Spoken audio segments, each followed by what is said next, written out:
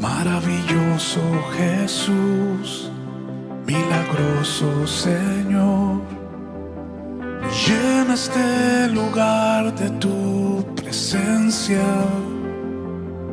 y haz descender tu poder a los que estamos aquí.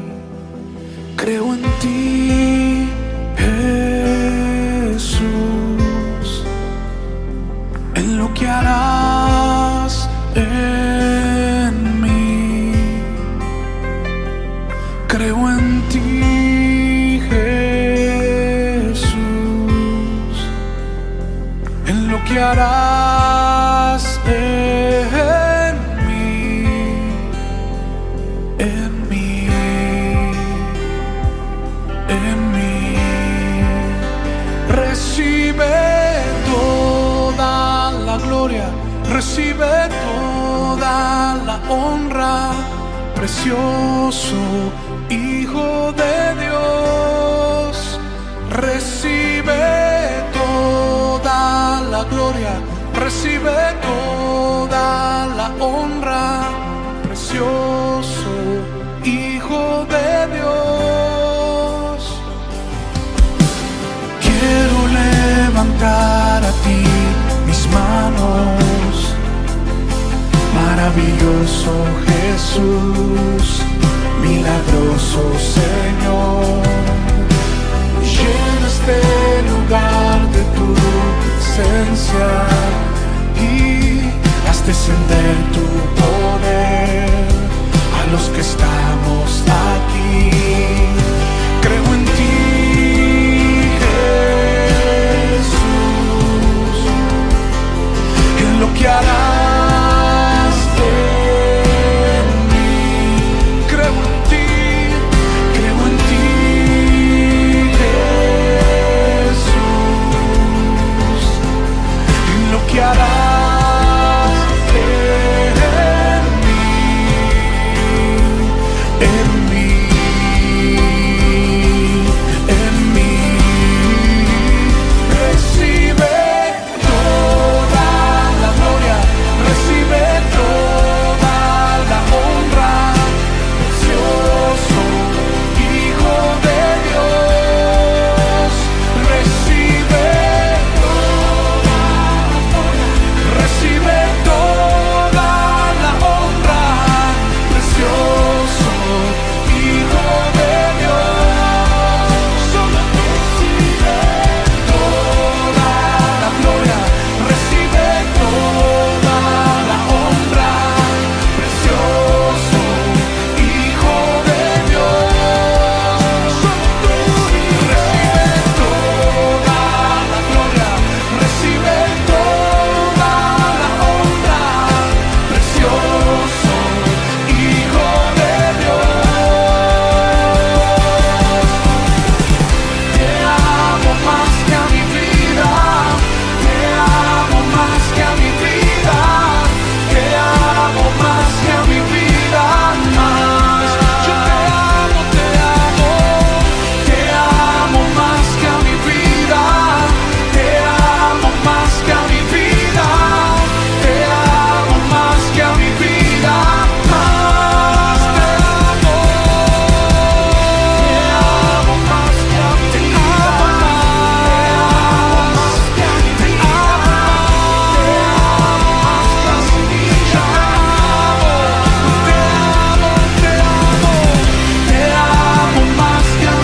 vida, te amo más que a mi vida, te amo más que a mi vida más. Te amo más que a mi vida, te amo más que a mi vida, te amo más que a mi vida más. Iglesia, levanta tus manos, levanta tu voz y por 30 segundos más levanta tu adoración y deja saber cuánto le amas. Oh Señor, respondemos a tu amor en la cruz del Calvario, respondemos a tu amor. Vamos, iglesia, 30 segundos, adórale. Te amo, te amo, te amo, te amo. Solo tú eres digno de toda adoración. Nuestro corazón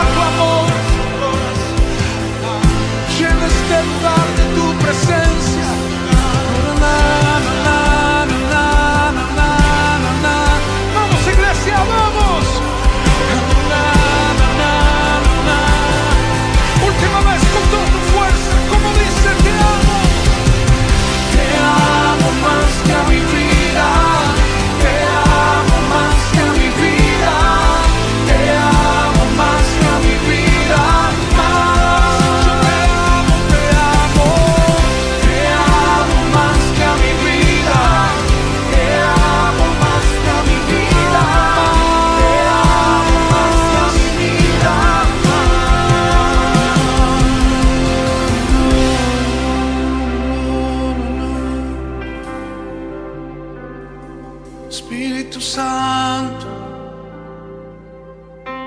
haz tu obra.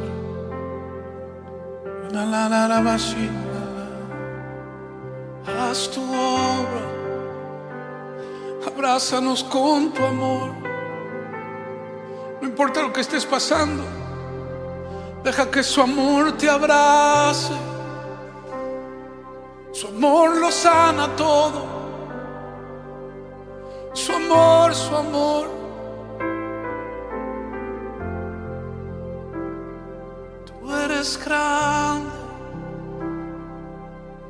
En tu amor nos refugiamos.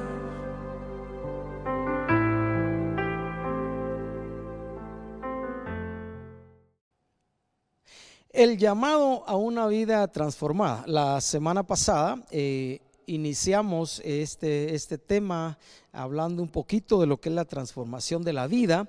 Basamos la reflexión de la semana pasada y la de hoy y la siguiente también, si Dios nos lo permite, en la historia que se nos describe en Hechos 9, donde Saulo, dijimos en la semana pasada, sinceramente convencido de que estaba haciendo lo correcto y por consiguiente sinceramente equivocado, andaba persiguiendo a los discípulos de Jesús.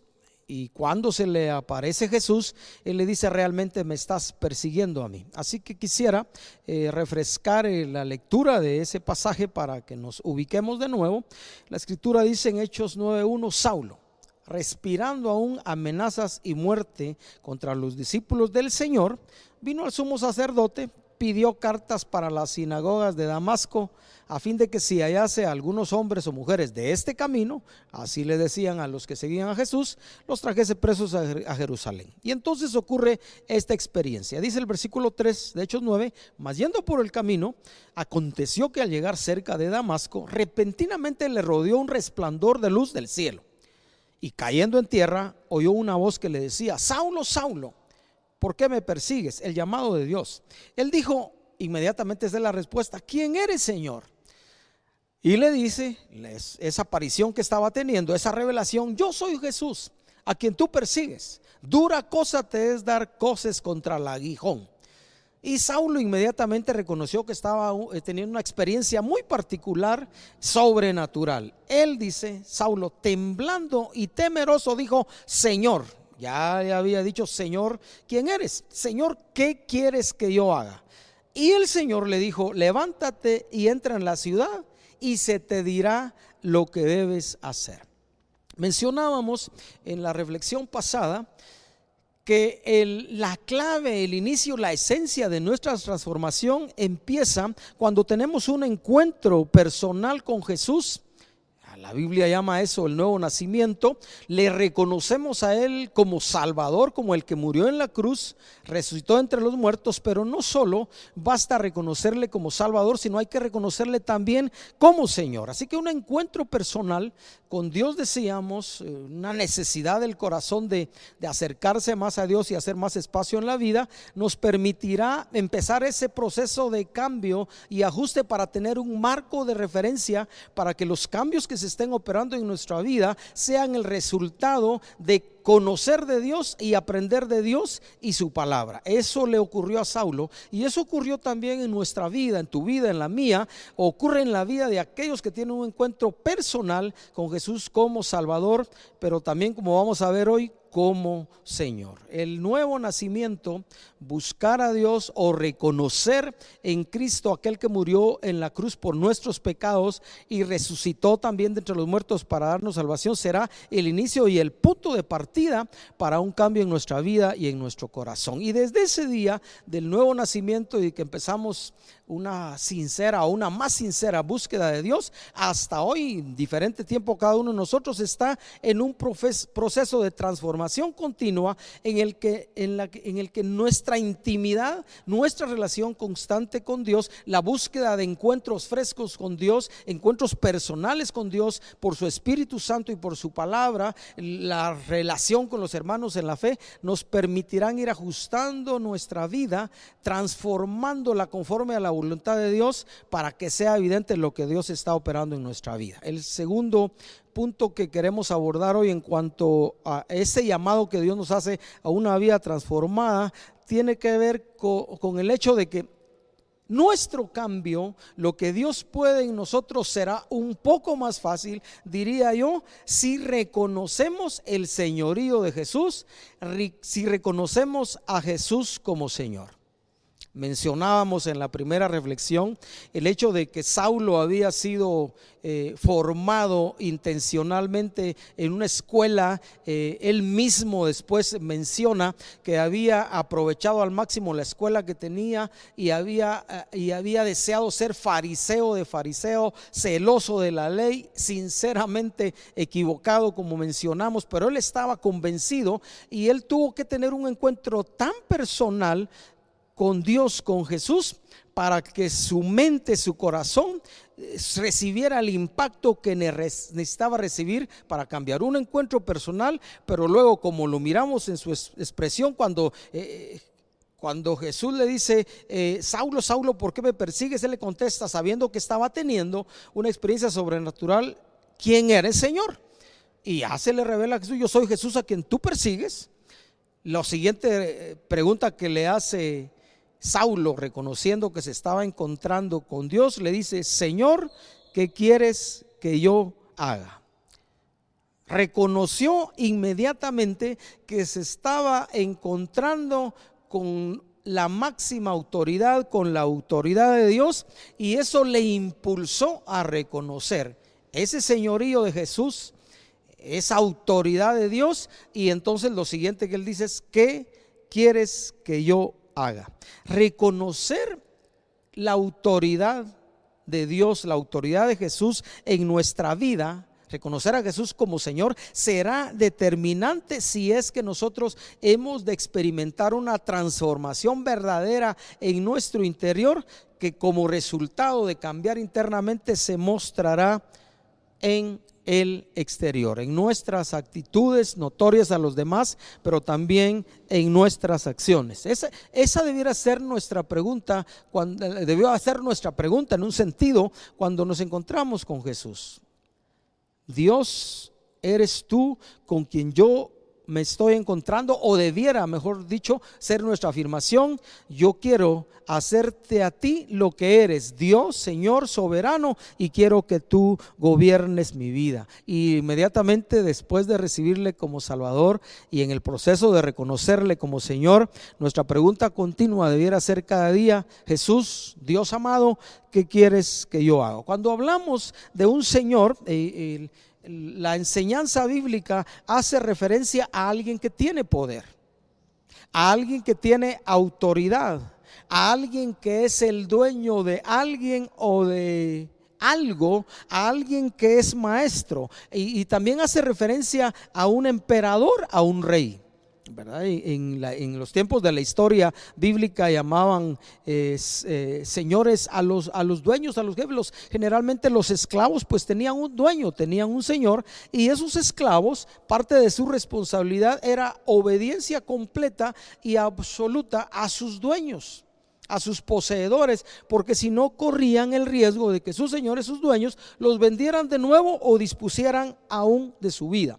A través de la escritura, usted lee los evangelios y lee el Nuevo Testamento y se va a dar cuenta que el trato de los seguidores de Jesús hacia él era el de Señor, el Señor Jesús. El Señor, ellos guardaban en su corazón, y por consiguiente como un reflejo externo, ese respeto, esa reverencia al que era su dueño, al que les había comprado con precio de sangre. Podían reconocer esa autoridad, lo reconocieron también como maestro, y entonces pudieron en un proceso hacer espacio en su vida para que fuera él el que gobernara, el que dirigiera, y ellos se dedicaron un esfuerzo profundo de sus corazones a obedecer y a seguir a ese Señor. ¿Quién eres, Señor? ¿Qué quieres que yo haga? Esa debiera ser el señorío de Jesús. Reconocer el señorío de Jesús, la autoridad de Jesús, el hecho que Él es dueño de nuestra vida, nos va a llevar a vivir una vida rendida completamente a Él. Yo no pude evitar, mientras pensaba en compartir estas cosas. En ese proceso, cuando nosotros nos unimos al grupo allá en Antigua, en la Sexta Avenida y Sexta Calle, en mi caso en 1979, ya encontré a un grupo de creyentes ahí reunidos, más los que de allá para acá hemos estado en esta iglesia local. No pude evitar pensar en esas primeros semanas, meses y años de mi cristianismo, en el que para nosotros y para mí en lo particular fue una lucha tratar de ajustar mi forma de vivir, mi forma de ser y hacer las cosas al Dios soberano y a Jesús, no solo como mi Salvador, lo cual apreciaré durante toda mi vida terrenal y por supuesto en la eternidad, pero sino también de reconocer a Jesús como Señor.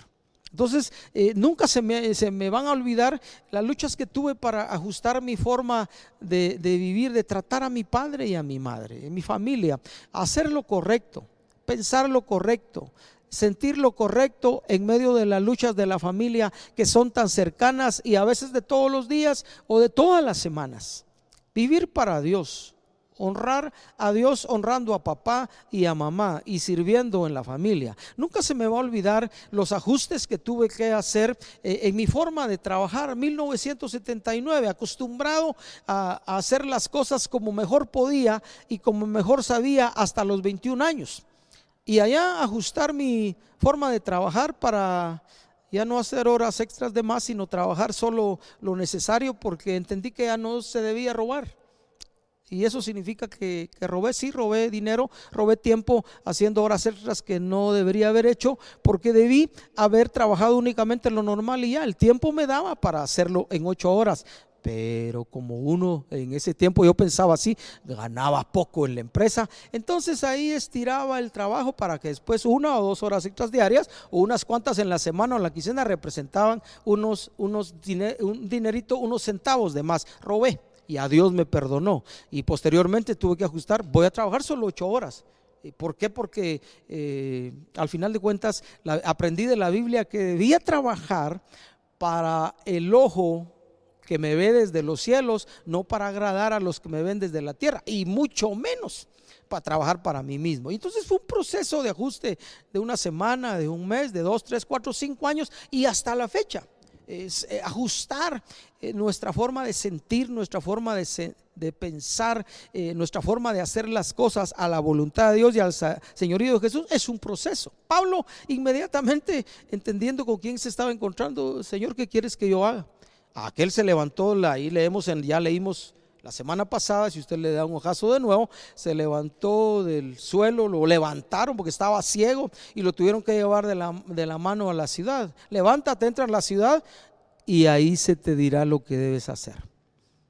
Una vez nos encontramos con Jesús, nosotros debiéramos dejar que Dios nos diga, que la palabra nos dicte qué debemos hacer, el señorío de Jesús. Nuestra vida en casa, nuestra vida en el trabajo, nuestra vida en el país será de más honra y gloria para nuestro Padre Celestial, para nuestro Señor Jesús, apoyados, guiados por el Espíritu Santo que mora en nuestro corazón, si reconocemos a Jesús como Señor, como el único que debe mandar nuestra vida, el único que debe dirigir nuestra vida, nuestro caminar, nuestro pensar, nuestro sentir, nuestro qué hacer. Señor, debiera ser ahora que ya lo pensamos mejor y estamos aprendiendo todos los días en la mañana: Señor, ¿qué quieres que yo haga hoy? Y entonces hay muchas cosas que ya aprendimos de Dios, que ya aprendimos de su palabra.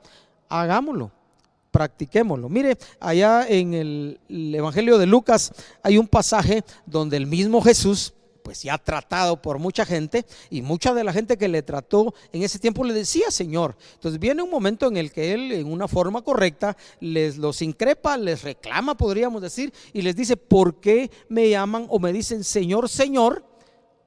Y luego les dice: y no hacen lo que yo digo. Porque si es Señor, o si tenemos dueño, o si tenemos maestro, o si tenemos quien manda, ¿cómo lo podemos demostrar? Obediencia.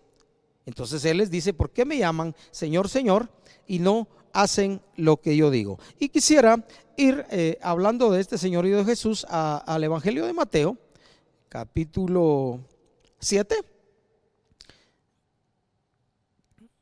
Mateo si usted está buscando o anotando,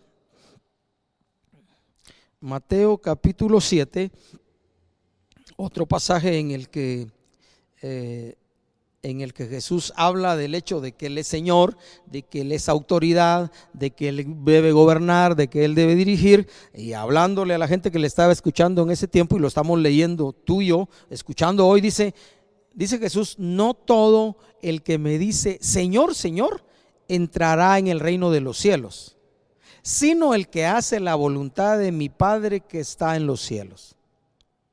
Mire, hay una puerta abierta para los hijos de Dios, la salvación que Dios nos dio en Cristo Jesús, pero empezó con nuestro acto de fe, de confiar y creer en Jesús como Señor y como Salvador y Señor, y ahora en este proceso, la garantía que usted y yo podemos tener de que vamos a estar con nuestro Padre Celestial, porque Cristo es nuestro Salvador y debe ser nuestro Señor, es el que hacemos la voluntad del Padre Celestial, guiados por el Espíritu conforme a la palabra de Dios, porque Jesús dijo que no solo el que le dice Señor, Señor, no, eso es suficiente, no solo decirlo, entrará en el reino de los cielos, sino el que hace, el que obedece, el que practica la voluntad de su Padre que está en los cielos. Así que no es suficiente decir, es necesario vivir. Como dice Santiago, sean hacedores de la palabra y no simplemente oidores. ¿Por qué me llaman Señor, Señor si no hacen lo que yo digo? No todo el que me dice Señor, Señor entrará en el reino de los cielos, sino el que hace la voluntad de mi Padre. Yo quiero animarte y animarme también a raíz de estar pensando en compartir estas reflexiones, a que independientemente del año que tengamos en Cristo, en el Señor, el tiempo de haber nacido de nuevo, nos esforcemos cada día para poder mostrar a los demás una vida transformada a la que Dios nos está llamando. Es reconocer, no solo de palabra, sino de corazón y en la forma de vivir, el hecho de que Jesús es el Señor. Él debe mandar, Él debe gobernar, Él debe dirigir, Él es nuestro maestro, Él debe ser la fuente de todo lo que hacemos, nuestro director en todo sentido. Y entonces, reconociéndolo así y viviéndole así, le hacemos a Él el dueño de nuestro corazón, el Señor de nuestra vida, y cuando llegue el momento se nos abrirá amplia, como dice un escritor de la Biblia, amplia y generosa entrada en el reino eterno de nuestro buen Dios y de nuestro Salvador Jesucristo. Padre, queremos darte gracias por haberte revelado a nosotros en un punto determinado de nuestra vida y hacernos reconocer la necesidad de nuestro corazón que teníamos de perdón, de recibir en Cristo perdón de pecados, pero también la vida eterna.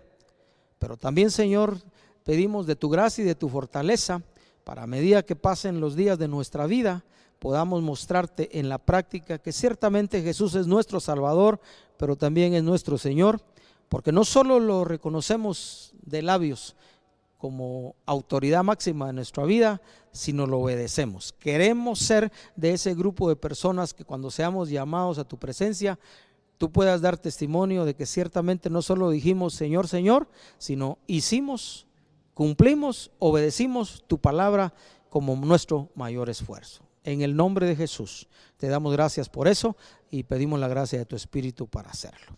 Gracias, Padre amado, en el nombre de Jesús. Amén y amén. Que Dios te bendiga y te fortalezca en este proceso de tener a Jesús como Salvador, pero también como Señor de la vida.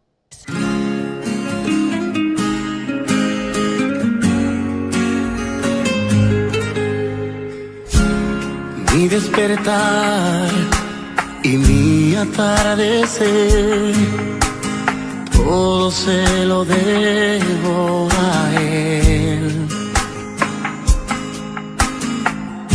Si en mi vivir no existiera Él, no sé qué sería de mí. Que todo se lo debo a Él.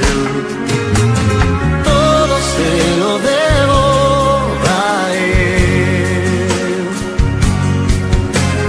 Todo se